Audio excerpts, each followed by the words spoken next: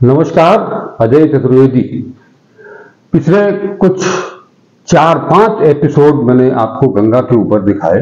माँ गंगा की जो दुर्दशा बनारस में है उस पर आज उसी कड़ी में हम वार्ता के लिए आमंत्रित किया है मैंने आईआईटी बीएचयू के पूर्व निदेशक और नदी विशेषज्ञ प्रोफेसर एसएन उपाध्याय सर को। हम ये जानना चाहेंगे कि गंगा की ये दुर्दशा बनारस में या आसपास के जिलों में या उत्तर प्रदेश में क्यों है, इसकी क्या वजह हो सकती है। ज्यादा समय न लेते हुए हम सीधे मुखातिब करते हैं प्रोफेसर एसएन उपाध्याय सर को।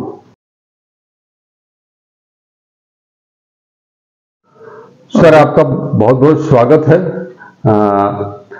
इन दिनों जैसा कि मैंने बताया कि कुछ शोध वर्क भी हुए हैं। उसके अलावा गंगा में जो लगातार कई साल से पूरब से पश्चिम की तरफ जो रेत का बढ़ना है, शहर की तरफ वो आना है, घाटों की तरफ आना है। अब वो तो स्थिति ये भी हो गई है कि बनारस से सटे ही कुछ इलाकों में आज मई के महीने में आदमी गंगा को पैदल पार कर सकता है। इसकी क्या वजह हो सकती है? धन्यवाद चतुर्वेदी जी। ये आपने जो शुरू में कहा कि गंगा की स्थिति बनारस में दयनीय हो गई, खराब हो गई है। केवल बनारस में नहीं, गंगा की स्थिति पूरे देश में ही खराब हो गई। जहाँ से गंगा निकलती है और जहाँ जाकर गंगा सागर में सागर से मिलती है। और उसका मूल कारण है कि गंगा में जल प्रवाह की बढ़ती हुई कमी है। जल निकासी के चलते, वृक्षों के कटाव के चलते, हाईवे के निर्माण के चलते, जो खेती लायक जमीन थी वहां पर कॉलोनी बनने के चलते, या बरसाती जल को रोकने की जो व्यवस्था थी हमारे प्राचीन समय में, प्राचीन भारत में तालाबों के माध्यम से उनको पाट कर मकान बनाने की प्रवृत्ति के चलते जो पूरा जल प्रवाह तंत्र था गंगा में, जिसके जरिए जल आता था और भूमिगत जल भी आता था, वो सब अस्त व्यस्त हो गया है। तो गंगा के प्रवाह में अप्रत्याशित कमी हो गई है। ऊपर से बांध बनाकर जगह उनको रोक भी लिया गया है। तो वो जिस उस प्रवाह के चलते जो अवसादन होता है या सेडिमेंटेशन होता है, जो उसमें ठोस कण जो लंबित रहते हैं, वो सब घाटों के किनारे जमा होते हैं और बालू के टीले के रूप में, या जैसे आपने बताया बनारस में अभी शहर की तरफ भी बालू जमा होना दिखना शुरू हो गया है। तो प्रवाह की कमी के कारण है और उस पर सोचने की जरूरत है। कारगर योजना कैसे बनाई जाए ताकि प्रवाह भी बना रहे और सिंचाई के लिए और अन्य कार्यों के लिए गंगा जल भी हमको मिलता रहे।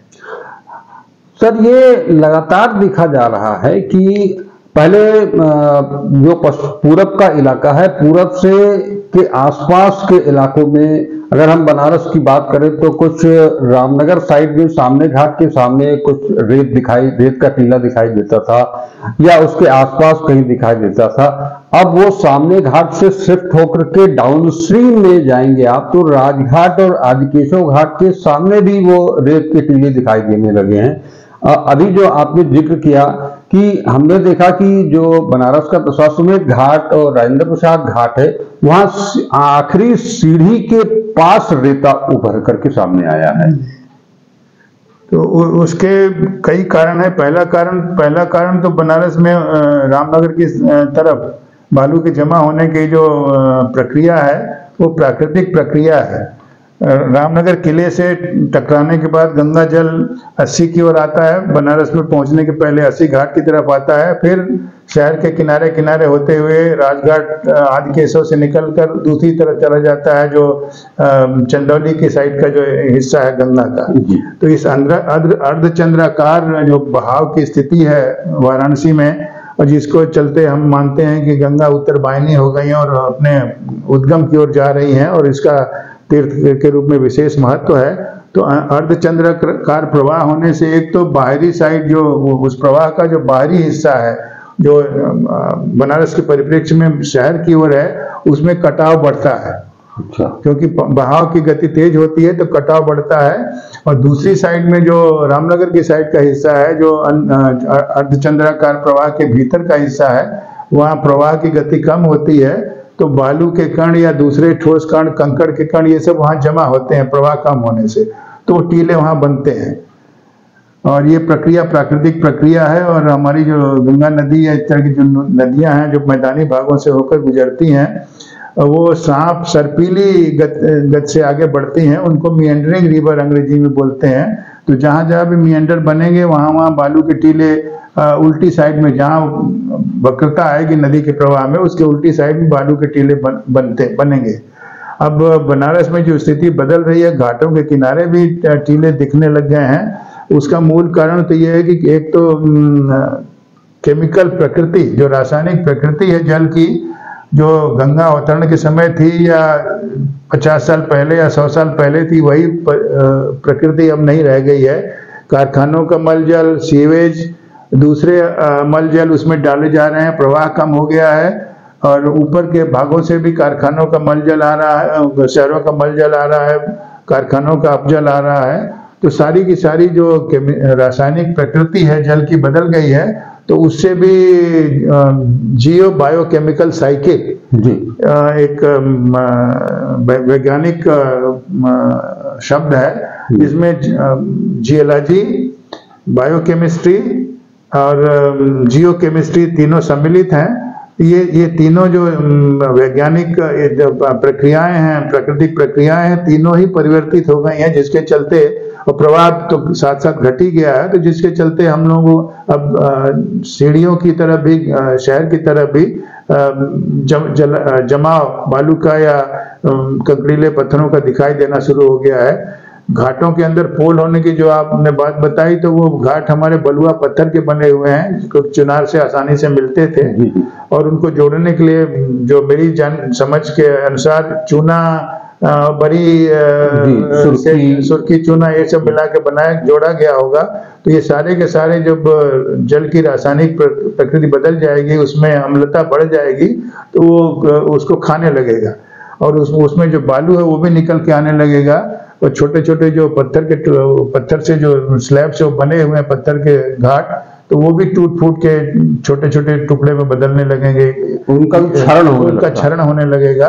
और वो सब बालू के रूप में जमा होने लगे किनारे की तरफ, क्योंकि प्रवाह ही नहीं है। एक तो प्रवाह गति ऐसे भी घट गई, ऊपर से नाव का अवरोध है, घाटों की सीढ़ियों का अवरोध है, अंदर कुछ और बोल्डर डाल दिए गए हैं बाढ़ से बचाव के लिए, उनका अवरोध है। तो कुल मिलाकर प्रवाह बाधित हो गया है। इसलिए अब घाटों की तरफ और जल का भंडार, जल का की जो चौड़ाई है जलधारा की, वो भी सिकुड़ गई है। इसलिए घाटों की ओर भी अब बालू का जमाव दिखाई देने लग गया है। ये घाटों का जो घाटों के भीतर सीढ़ियों के नीचे जो खोखलापन हो रहा है, उससे कुछ नकारात्मक स्थिति भी पैदा हो सकती है। बिल्कुल होगी, नकारात्मक स्थिति बिल्कुल होगी। उसका मूल कारण केवल पानी की कमी नहीं है, पानी की कमी का जो योगदान उसमें नहीं है, लेकिन जो कचरा जमा होता है नीचे, जो फूल माला, सड़ने गलने वाला कचरा। क्योंकि जब मैं बनारस में 54 में आया था, तो 80 घाट पर नहाने हम लोग जाया करते थे, तो बालू चमकता हुआ दिखता था, पानी भी साफ दिखता था, और पैर रखने पर कोई कचरा ऊपर नहीं आता था। छोटी छोटी मछलियों के फिंगरलिंग जिसको अंग्रेजी में बोलते हैं, वो छोटी छोटी मछलियां पैरों पर से फिसल के निकल जाती थी और पैरों को गुदगुदी लगती थी। वो स्थिति अब नहीं है। अब 80 घाट पर या गंगा में कहीं भी आप पांव डालिए तो कचरा उभर के आएगा। तो ये सब गलने पचने वाले कचरे हैं, और इनमें गलने पचने के दौरान एसिड बनता, अम्ल बनता है। जी। और वो अम्ल जो है वो पत्थर को नुकसान पहुंचाएगा, उसकी जुड़ाई के लिए जो सामग्री इस्तेमाल की गई उसको नुकसान पहुंचाएगा और क्षरण को बढ़ाएगा। उसके चलते ही खो बन रही है। तो उस पर तो कुछ नई संरचना बनाकर उसको रोकने से ही उसमें सुधार हो सकता है। पानी की प्रकृति इतनी जल्दी बदलने वाली नहीं है, क्योंकि जब तक कचरे का, गंदे पानी का शुद्धिकरण नहीं होगा, सीवेज का शुद्धिकरण नहीं होगा और गंगा में पानी का प्रवाह नहीं बढ़ेगा, तब तक गंगा के जल की प्रकृति और उसकी जो केमिस्ट्री है वो परिवर्तित होने से दूर रहेगी काफी समय तक। जी जी जी। जैसा आपने अभी बताया कि जो रामनगर फोर्ट से टकरा करके वो शहर की तरफ उसका गंगा का वेग होता है, ये तो नेचुरल वेग है जैसा आपने बताया। तो अभी हाल के दिनों में जैसे तुलसी घाट है, भदेली घाट है, या कुछ और इस तरह से आगे बढ़ते जाएं तो वहां पर डूब क्षेत्र के रूप में डेवलप हो गया है। वहां अचानक गहराई बहुत ज्यादा हो गई है, इसकी क्या वजह हो सकती है? घाट के किनारे जी। अब उसका किनारा तो यही है कि उसका मतलब मेरे आकलन के हिसाब से उसका कारण यही है कि उधर कुछ टेंट सिटी बनाई गई थी, उधर नहर खोदी गई थी रामनगर से लेकर राजघाट तक, और वो बालू बाढ़ के बाद कहीं बाहर तो या तो कुछ आगे गया होगा, कुछ इधर ही जल के प्रवाह के चलते, जल के मिश्रण के चलते इधर की ओर आया होगा। और जल के प्रवाह में विक्षोभ की कमी, टर्बुलेंस की कमी के चलते जहां भंवर वगैरह बनती होंगी जल में, वहां वो जमा होने की स्थिति में आ जाता होगा और वो सेटल हो जाता होगा, और इसलिए वहां कहीं एकदम गहरा है, उसके बाद कहीं टीला बना होगा। तो वो जो भंवर जो जल में बनती है, तो वो उसी तरह जैसे हम मान लीजिए ये गिलास में चीनी डालकर या नमक डालकर मिलाने के लिए हिलाना शुरू करते हैं चम्मच से या किसी छड़ से, तो आप देखेंगे कि शुरू में घुलने के पहले नमक के या चीनी के सारे कण गिलास की पेंदी में या कप की पेंदी में पहले इकट्ठा होते हैं केंद्र में, उसके बाद घुलते हैं। तो ये बालू के कण तो घुल नहीं सकते, तो वो केंद्र में जमा हो जाते हैं भंवर के, और धीरे धीरे वो टीले के रूप में उभरते हैं और उसके अगल बगल गहरा क्षेत्र बन जाता है जिसमें नहाने वालों को डूबने की आशंका रहती है। इससे बचा कैसे जा सकता है? क्या उपाय हो सकता है? इससे बचने का सबसे सरल उपाय तो ये है कि गंगा में जल के प्रवाह को बढ़ाया जाए। प्रवाह बालू कोई सीमेंटेड तो कण नहीं है, उसमें सीमेंट तो मिलाया नहीं गया है, वो खुले होते हैं, आसानी से बह जाते हैं, थोड़ा सा उनको कुरेद दीजिए तो बहना शुरू कर देते हैं। तो वो जल खुद ही कुरेद देता था टर्बुलेंट प्रवाह होने से। तो जब तक जल का प्रवाह नहीं बढ़ेगा गंगा में, और उस प्रवाह को बढ़ाने के लिए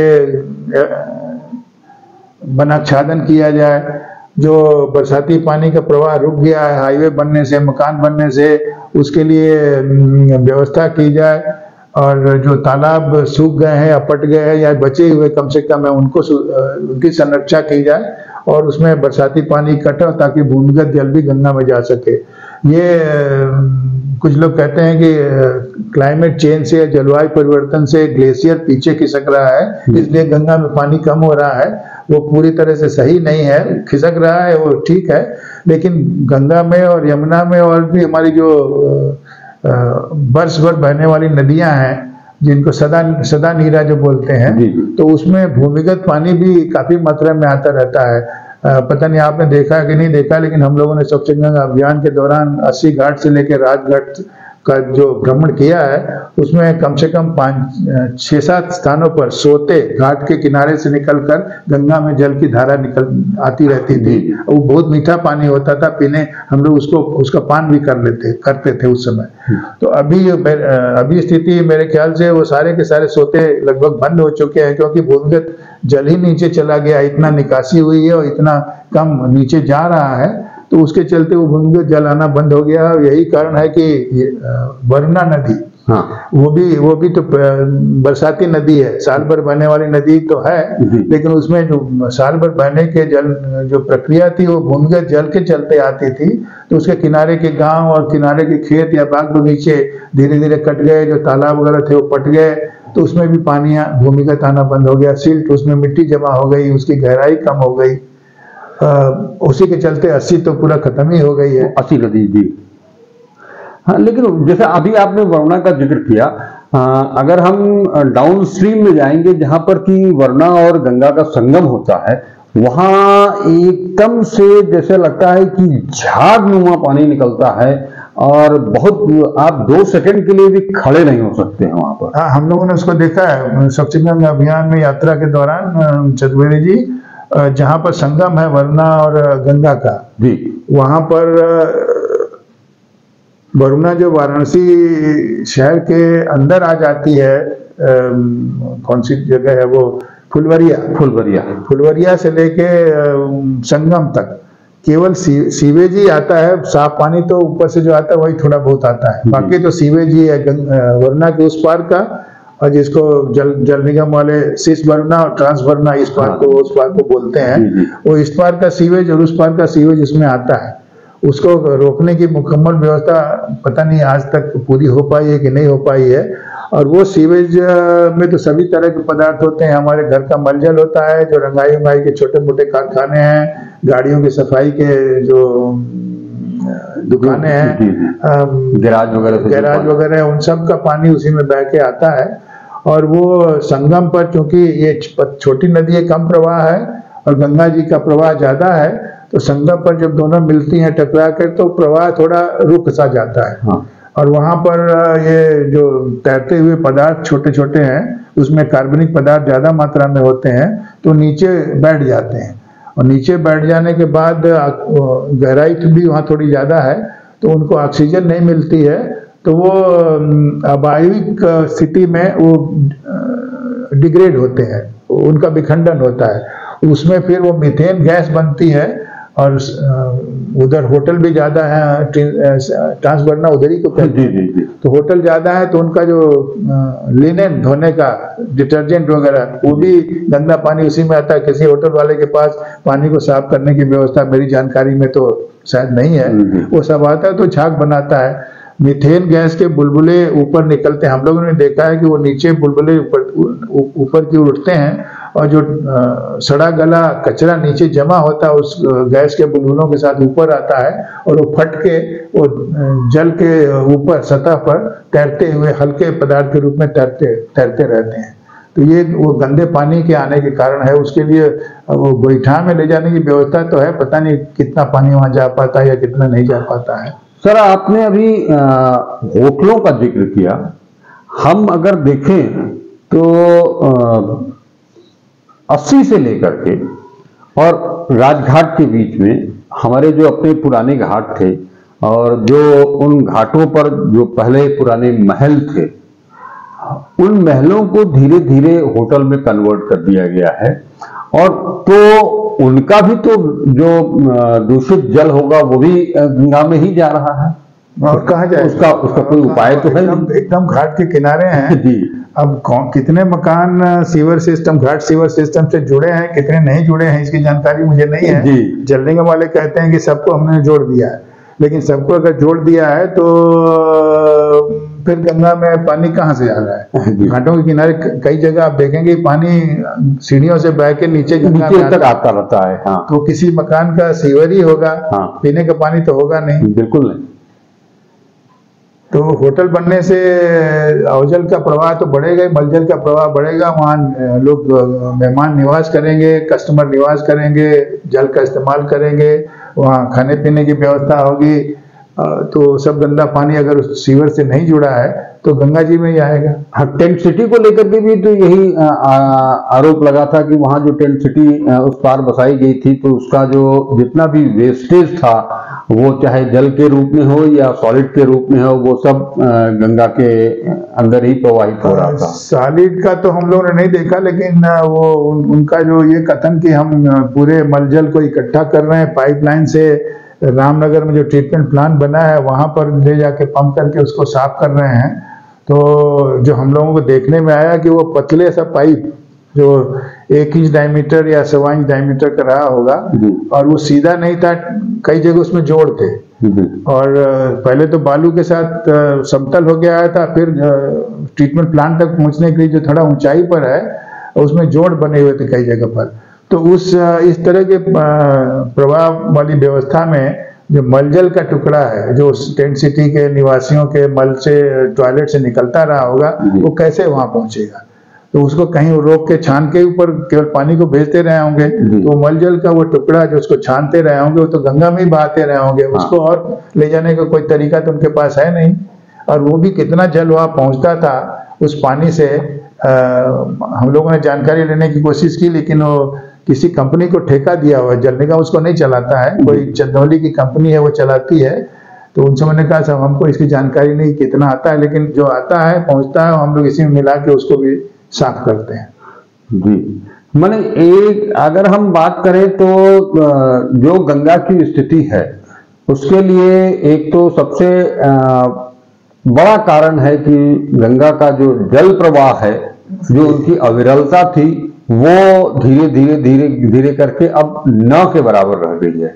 हाँ, न के बराबर रह गई है, नगण्य स्थिति में पहुंच गई है। 1985 से लेकर के और आज 2024 तक तमाम योजनाएं आई। गंगाकार योजना कई फेज में चला, फर्स्ट फेज, सेकेंड फेज। 10 साल से नमामि गंगे प्रोजेक्ट चल रहा है। बावजूद इसके हम ये कह सकते हैं आज की तारीख में भी कि जो मल जल गंगा में जाने से रोका जाना चाहिए था, वो आज तक नहीं रुका है। नहीं, आप बिल्कुल सही कह रहे हैं, नहीं हो पाया है, क्योंकि हमारी सोच ही गलत तथ्यों पर आधारित है।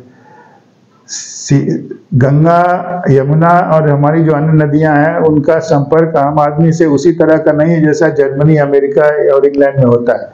उनकी नदियों में कोई स्नान नहीं करता है, उनकी नदियों का जल धार्मिक अनुष्ठान के लिए कोई अपने घर नहीं ले जाता है।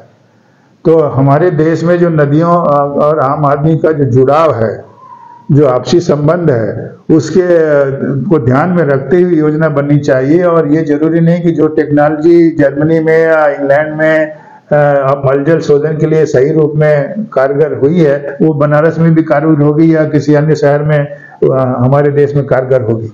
उसमें कुछ न कुछ परिवर्तन की जरूरत है, कुछ न कुछ बदलाव की जरूरत है, ताकि जो हमारी आवश्यकता है, हमारा गर्म प्रदेश है, वो ठंडे प्रदेश वाले हैं, तो कैसे हम उसी टेक्नोलॉजी में परिवर्तन करके ज़्यादा बेहतर सफाई मलजल की कर सकें और उसके साथ साथ उसका उपयोग कर सकें। मैं आपको इसके लिए उदाहरण एक दूंगा, कैसे साफ जल बचाया जा सकता है। उस तरीके उस पर भी काम करने की आवश्यकता है, ताकि सारा का सारा मलजल अगर वो पूर्ण रूप से शोधित नहीं है, वो गंगा में न जाए या यमुना में न जाए। तो उदाहरण जो मैं आपको देना चाहता हूँ, बम्बई में एक plastic chemical and fertilizer company है, भारत सरकार की ही है, यूरिया बनाती है। तो खाद बनाने के दौरान काफ़ी साफ पानी की आवश्यकता होती है, प्रोसेस वाटर इसको बोलते हैं, वो ले जाते हैं और उसमें खाद बनाने में इस्तेमाल उसका होता है, यूरिया बनाने में, क्योंकि पानी निकालना चाहिए होता है, हाइड्रोजन चाहिए होगी तो पानी से निकालते हैं। तो वहाँ पर बम्बई में पीने के पानी की कमी है, आबादी बहुत बढ़ गई है, तो साफ पानी वो कम से कम इस्तेमाल करें या बिल्कुल न करें। तो उन्होंने बम्बई का जो सीवेज है वो कंपनी लेती है और उसको साफ करती है, साफ करके अपने खाद के कारखाने के लायक बनाती है, और जो बचा हुआ उसका भाग है वो दूसरे अगल बगल के कारखानों को भी देती है। तो सीधे सीधे वो सीवेज का उपयोग पीने के लायक तो नहीं बना रहे हैं, लेकिन कारखाने के लायक बनाकर पीने का पानी जो आम आदमी के लिए जरूरी है उसकी बचत कर रहे हैं और उसको आम आदमी के लिए उपलब्ध करा रहे हैं। तो ये व्यवस्था यहाँ भी सोचनी चाहिए कि कुछ शुरुआत दीनापुर में इस तरह का करने का प्लान किया था कि उसे सिंचाई करेंगे। DLW ने भी किया था कि हम अपना ट्रीटेड वेस्ट वाटर वहां भेजेंगे। कलेक्ट्री फार्म में सतर्कता न बरतने के कारण, ठीक से शोधन न होने के कारण जो पाइपलाइन लगाई गई थी उसको ठीक रख रखाव न होने के कारण, और दीनापुर ये कलेक्ट्री फार्म वाला भी ठप हो गया है, वहाँ कुछ पानी नहीं पहुँचता है। दीनापुर वालों में वही धातुओं की जो निकालने की स्थिति थी अच्छी नहीं थी, तो जो फसल होती थी वो खाने लायक नहीं होती थी। हालांकि कुछ लोगों का दावा है कि नहीं वो बड़ा उपजाऊ थी, उससे अच्छी उपज होती थी, लेकिन वो जो किसानों का कहना है, और हम लोगों ने भी देखा था कि रोटी जल्दी खराब हो जाती थी, आलू जल्दी सड़ जाते थे, और जमीन के नीचे वाली जो फसलें थी, जो आलू या इस तरह या गोभी वगैरह का तो नहीं है, लेकिन अनाज उस तक पहुंच जाता था, धातुओं का संदूषण, तो जल्दी खराब हो जाते थे। तो किसानों ने आंदोलन किया था, तो संकट मोचन फाउंडेशन ने वहाँ पीने के जल की व्यवस्था भी की थी, ट्यूबवेल भी लगवाए थे कई गाँव में। सर, आपने संकट मोचन फाउंडेशन का नाम लिया। गंगा एक्शन प्लान जब स्टार्ट हुआ था, राजीव गांधी जी ने जब इसको स्टार्ट किया था, लगभग उसी समय संकट मोचन फाउंडेशन ने भी एक गंगा सफाई के लिए एक प्लानिंग की थी, एक प्रोजेक्ट तैयार किया था, लेकिन वो दुर्भाग्य से उस पर किसी ने कोई गौर नहीं फरमाया और वो कंडे बस्ते में चली गई। नहीं, उसमें थोड़ा संशोधन करना चाहूंगा। महान जी वीरभद्र जी मिश्र जी जब जीवित थे, तो 1970 से ही वो गंगा प्रदूषण की रोकथाम के लिए काम कर रहे थे। फाउंडेशन तो नहीं बना था, फाउंडेशन बना राजीव गांधी जी के स्वच्छ गंगा अभियान लॉन्च करने के बाद ही। तो उस समय तो हम लोगों ने योजना नहीं जमा की थी। उस समय जो योजना लागू की गई, दीनापुर का ट्रीटमेंट प्लांट बन गया, तो जल निगम ने कहा और उत्तर प्रदेश सरकार ने भी कहा कि गंगा अब साफ हो गई, और उनका ये निष्कर्ष इस बात पर आधारित था कि गंगा के बीच से पानी लेते थे, गंगा के इस शहर की तरफ के हिस्से से पानी लेते थे, उधर के हिस्से से पानी लेते थे, तीनों को मिलाकर उसका एनालिसिस करके ये तय कर देते थे कि हाँ, गंगा अब साफ हो गई। तो उसी को चेक करने के लिए, उसी को सही या गलत साबित करने के लिए एक सेमिनार हुआ था तुलसी घाट पर। उस सेमिनार में ही ये निष्कर्ष दिया गया कि आप लोग एक प्रयोगशाला बनाइए, स्वच्छ गंगा प्रयोगशाला, और एक प्रपोजल बनाइए ताकि ये जो सीवेज गंगा में आ रहा है, जिसका पूरा का पूरा एकत्रीकरण नहीं हो रहा है, वो कैसे एकत्र किया जाए। तो हम लोगों ने वो योजना Ganga action plan phase 2, Saroj Singh उस समय मेयर थी, और उस समय सिंचाई मंत्री मेरे ख्याल से ओम प्रकाश जी थे उत्तर प्रदेश सरकार में। उन्हीं के सरोज सिंह जी के कहने पर, नगर निगम के कहने पर संकट मोचन फाउंडेशन ने ये योजना बनाई थी, जिसमें ये सुझाया गया था कि एक घाटों के किनारे किनारे, जहाँ से पंचकोसी यात्रा चलती है राजघाट से लेके 80 तक, उसके किनारे किनारे पाइपलाइन लगाई जाए, और उसका मापजोक भी हम लोगों ने किया था कि कितनी गहराई, कितना मोटाई शुरू में होनी चाहिए, कितना आगे जाते जाते आदिकेशव घाट पर कितना हो जाना चाहिए। और काफी सहयोग भारत सरकार ने भी उसमें पैसा दिया था, नगर निगम ने भी दिया था। तो वो योजना हम लोगों ने जमा किया था, लेकिन वो लखनऊ में जाकर जल निगम के अधिकारियों के चलते उसको उन्होंने रद्द कर दिया। रद्द किया ना मंजूर किया, अपनी दूसरी योजना डंप कर दिया, वो कचरे बस में डाल दिया। जबकि उसके बाद फिर से कोशिश हुआ, तो फिर ये हुआ, हम लोगों ने फिर ट्रीटमेंट प्लांट का भी सुझाव दिया, रमना में जो बन गया उसकी जगह पर 50 mld का। तो वो पहले राजी हुए, फिर आनाकानी करके एक आदमी 50 mld बहुत ज्यादा है, 5 mld के बनाइए, क्योंकि ये टेक्नोलॉजी तो कहीं और लगी नहीं है। तो उसको सही सिद्ध करने के लिए, सफल सिद्ध करने के लिए आप छोटे स्तर पर बनाइए। तो वो भी बना के हम लोगों ने भेजा था, और उसके बाद अब 50 mld का वहाँ बन गया है। कितना सही काम कर रहा है नहीं कर रहा है, ये मेरी जानकारी में इस समय नहीं है। जी। असल में हमने ये सवाल इसलिए किया कि जो गंगा एक्शन प्लान के तहत अपस्ट्रीम से डाउनस्ट्रीम तक जो सीवेज को ले जाना और उनकी सफाई करना, और फिर उसको प्यूरिफाई, जो भी वाटर था उसका काम करना, काम के लिए इस्तेमाल करना।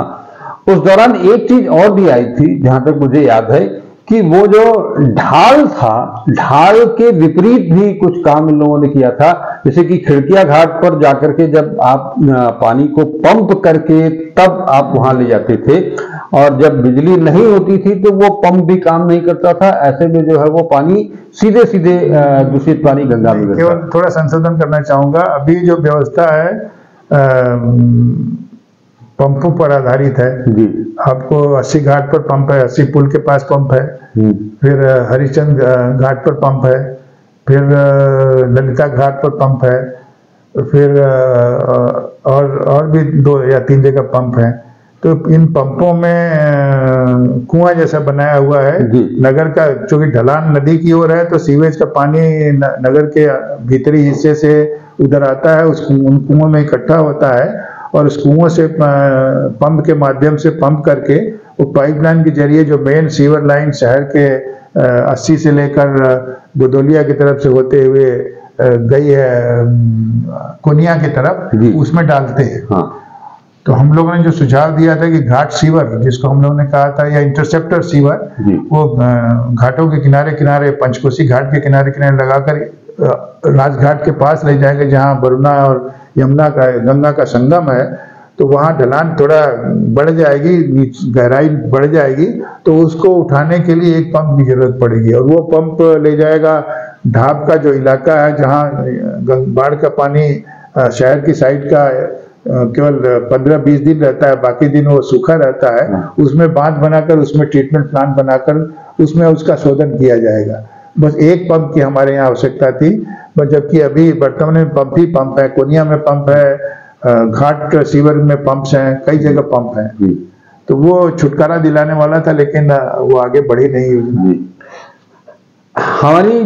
हमने जो फिर से वापस आते हैं कि हम जो बातचीत हम लोगों ने शुरू की थी, गंगा में जो रेत लगातार बढ़ रहा है, घाटों के नीचे जो खोखलापन हो रहा है, वो ज्यादा, माने एक लेमैन की हैसियत से अगर हम देखें तो वो हमको कहीं ज्यादा खतरनाक दिखाई दे रहा है, गंगा को लेकर के भी, घाटों को लेकर के भी और काशी को लेकर के भी। मैं आप बिल्कुल सही कह रहे हैं। अब इसमें इस पर रोकथाम के लिए जो वर्तमान नीति है, हाईवे बनाने की, सिंचाई के लिए पानी देने की, पंप नहर लगाकर पानी देने की, उसमें थोड़ा बदलाव लाने की जरूरत है। मालूम नहीं आपको ज्ञात होगा कि नहीं होगा, हाईवे जब बनते हैं जंगली इलाके से, तो जंगली जानवर सड़क को पार करके इधर से उधर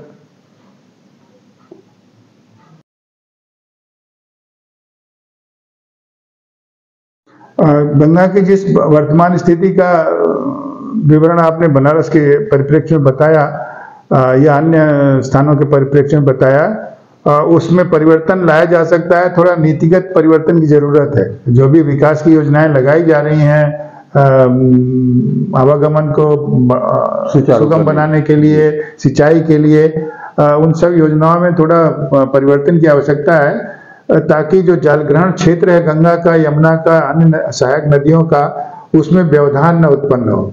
तो जैसे जंगली रास्ते से जब हाईवे जाता है या राजमार्ग गुजरता है, तो जंगली जानवर सड़क के ऊपर से न जाएं और गाड़ियों के नीचे दब न जाएं या यात्रियों को नुकसान न पहुंचाएं, तो अंडरपास दे देते हैं, जंगली जानवरों के लिए रास्ता बना देते हैं। तो वही सोच, जो बरसाती पानी है जो प्रकृति हमें देती है, पूरे गंगा के जलग्रहण क्षेत्र में, यमुना के जलग्रहण क्षेत्र में हाईवे बनने से या बांध बनने या नहर बनने से उसमें जो व्यवधान आ रहा है, उसको रोकने की आवश्यकता है। उसके लिए ऐसी व्यवस्था करनी है कि बरसाती पानी एक जहाँ जिधर से इकट्ठा हो रहा है दूसरी तरफ आ जाए और फिर सहायक नदी के माध्यम से या किसी नाले के माध्यम से गंगा में या यमुना में मिल जाए और उसमें प्रवाह बढ़ जाए। दूसरा, वनक्षादन की जरूरत है। पेड़ कटते जा रहे हैं, भूमिगत जल नीचे जा नहीं पा रहा है, तालाब पटते जा रहे हैं। तो ये जो दुर्व्यवस्थाएं हैं, जो हमारे पूर्वज प्रिंसेप मैप की जानकारी आपको होगी, जो 1885 का है, बनारस तालाबों से पटा हुआ था जी। और कुछ तालाबों की श्रृंखला 80 में गिराती थी जल को, वर्षा के जल को। कुछ तालाबों की श्रृंखला गुदौलिया के पास गिराती थी, गोदावरी नदी थी जो अब नहीं है, और कुछ जो है ये बरना में गिराती थी। उनमें से अधिकांश तालाब पट गए हैं, मकान बन गए हैं, तो बरसाती पानी अब नीचे तालाबों में इकट्ठा होता नहीं है। बरसात के रूप में, बाढ़ के रूप में या जल जमाव के रूप में सड़कों पर इकट्ठा रहता है और फिर धीरे किनारे किनारे गंगा में चला जाता है। भूमिगत जल के रूप में वो गंगा को नहीं मिल पाता है। तो ये जो बदलाव हुआ है आदमी की सोच में, नीति निर्माताओं की सोच में, उसमें भी थोड़ा परिवर्तन की जरूरत, ताकि प्रकृति की जो अपनी आवश्यकता है, गंगा की जो अपनी आवश्यकता है, वो भी पूरी हो सके और विकास की जो आवश्यकता है वो भी पूरी हो सके। बीच में इसी के लिए माने ग्राउंड वाटर लेवल को रिचार्ज करने के लिए ही रेन वाटर हार्वेस्टिंग का भी फार्मूला लेकर के आए थे लोग, लेकिन वो भी पूरी तरह से सक्सेस नहीं हो पाया। न तो वो सरकारी कार्यालयों में ही पूरी तरह से सफल हो पाया, लग पाया। आवासीय घरों की तो बात ही अलग है। उसके दो कारण है। एक कारण तो यह है कि जो रेन वाटर हार्वेस्टिंग का तरीका है, सड़क के गंदे पानी को सीधे नीचे या मैदान के पानी को जो जहां आप लोग चलते हैं कचरा फेंका जाता है, उसको बिना फिल्टर किए, बिना साफ किए भूमिगत जल में डालना उचित नहीं है। केवल छत का जो पानी है, जो बड़ी बड़ी इमारतें हैं, लंबी चौड़ी इमारतें हैं, उनके छत का पानी एकत्र करके थोड़ा फिल्टर करके उसको भूमिगत जल में डाला जा सकता है। और काशी हिंदू विश्वविद्यालय में कुछ विभागों में प्रयास किया, लेकिन काशी हिंदू विश्वविद्यालय परिसर काफी लंबा चौड़ा है, सभी बिल्डिंगों पर यह संभव नहीं हो पाया है, क्योंकि पुराने जमाने की जो इमारतें बनी है उसमें ये व्यवस्था नहीं है कि बरसाती पानी को पाइप के जरिए भूमि के नीचे ले जाने को सुनिश्चित किया जाए। वो नाली के माध्यम से सीधे गिर जाता था, तो तोड़ फोड़ की थोड़ी ज्यादा जरूरत है। लेकिन जो नए मकान बन रहे हैं, जो नए हाई राइज बिल्डिंग बन रही हैं, उसमें तो नियम कानून लगाया जा सकता है और उनका जो कचरा है उनके छत का पानी इकट्ठा किया जाए, उसको नीचे डाला जाए भूमिगत जल स्रोत में। उनका जो गंदा पानी है उसको बेसिन में ट्रीटमेंट प्लांट बनाकर साफ किया जाए और उसको फिर सीवर सिस्टम में फ्लशिंग के लिए, नहाने धोने के लिए नहीं, फ्लशिंग के लिए इस्तेमाल किया जाए। और ये व्यवस्था बम्बई में कई हाई राइज बिल्डिंग्स में है। एक उदाहरण मैं आपको दूंगा, नारीमन पॉइंट पर एयर इंडिया की एक बिल्डिंग है जिसमें बड़ी बड़ी संस्थाओं के ऑफिस चलते हैं। उनके बेसमेंट में गंदा पानी इकट्ठा होता है, वहाँ साफ करते हैं, उससे जो कचरा निकलता है उससे कंपोस्ट बनाते हैं और छत पर कुछ सब्जी वब्जी उगाते हैं और फिर उस पानी को दूसरी पाइपलाइन के जरिए जो उनका फ्लशिंग सिस्टम है उसमें डाल देते हैं, तो फ्लश करने के काम आता है।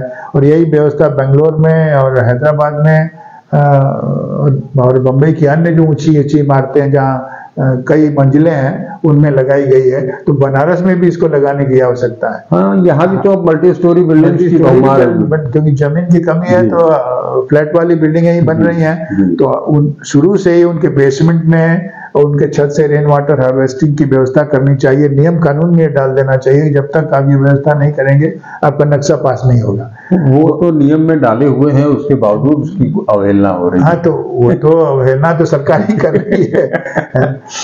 जी, मतलब हमारी पूरी बातचीत जहां से शुरू हुई थी उस पर अगर हम आगे तो लबोलबाब ये होता है कि अगर हम बढ़ते हुए रेत को रोकना है, गंगा घाटों के नीचे की जो स्थिति है बन रही है उसको अगर रोकना है, तो सबसे जरूरी है कि गंगा में जल प्रवाह बढ़े और उसकी गुणवत्ता, और उसकी गुणवत्ता में गुणवत्ता सुधारने के लिए उसमें मल जल और अपजल कारखानों का न जाए या नहीं, कम से कम मात्रा, बिना शोधन के तो कम से कम न जाए। जी जी जी जी, तभी सुधर सकती है।